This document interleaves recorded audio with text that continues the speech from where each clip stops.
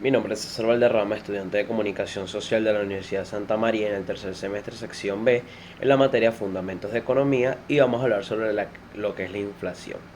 Es el proceso económico provocado por el desequilibrio existente entre la producción y la demanda. Causa una subida continuada de los precios de la mayor parte de los productos y servicios y una pérdida del valor del dinero para poder adquirirlos o hacer uso de ellos. Es un fenómeno que ocurre en casi todos los países. De hecho, los bancos centrales siempre tratan de que en su país haya algo de inflación, normalmente entre el 2 y el 3%.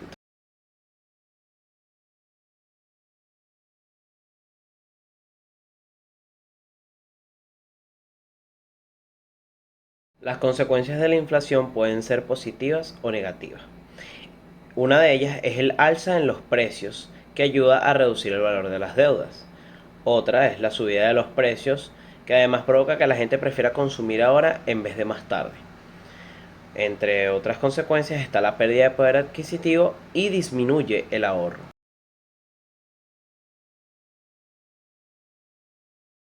También existen varios tipos de inflación. Según el porcentaje de aumento, podríamos decir que existen los siguientes niveles. Deflación. Se trata de una inflación negativa, es decir, cuando los precios en lugar de subir, bajan. Está la inflación moderada, que es cuando la subida de precios no alcanza el 10% anual. Luego está la inflación galopante, que se da en el caso de que existen inflaciones desmedidas, lo que sería de 2 o 3 dígitos. Y por último está la hiperinflación, que son aumentos de precios que superan el 1000% en un año. Y estas mismas provocan graves crisis económicas.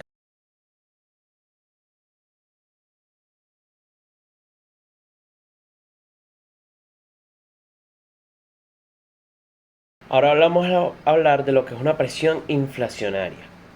Las presiones inflacionarias o causas que desatan la inflación pueden clasificarse en básicas o estructurales, circunstanciales y acumulativas inducidas por el propio proceso inflacionario. Las presiones inflacionarias básicas residen en inflexiones, rigideces o limitaciones estructurales del sistema económico.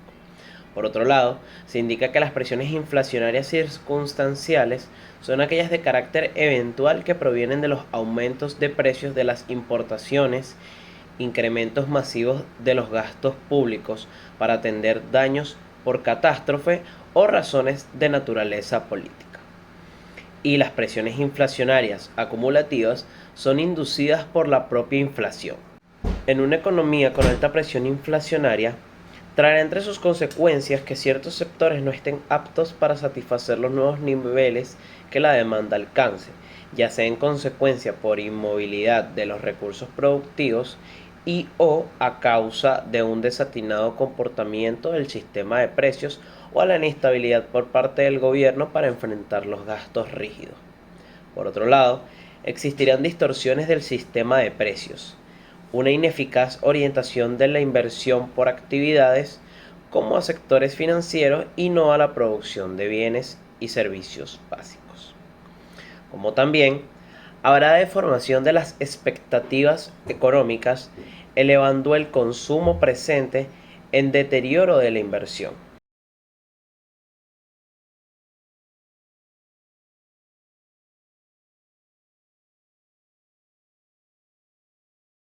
La inflación en Puerto Rico. La inflación viene repuntando desde octubre de 2020, aunque durante el primer trimestre del año 2021, el IPC, lo que se refiere a la inflación general, se mantuvo a una tasa ligeramente por debajo del mismo trimestre en el 2020. Los aumentos en el precio de los alimentos y bebidas han contribuido significativamente al IPC.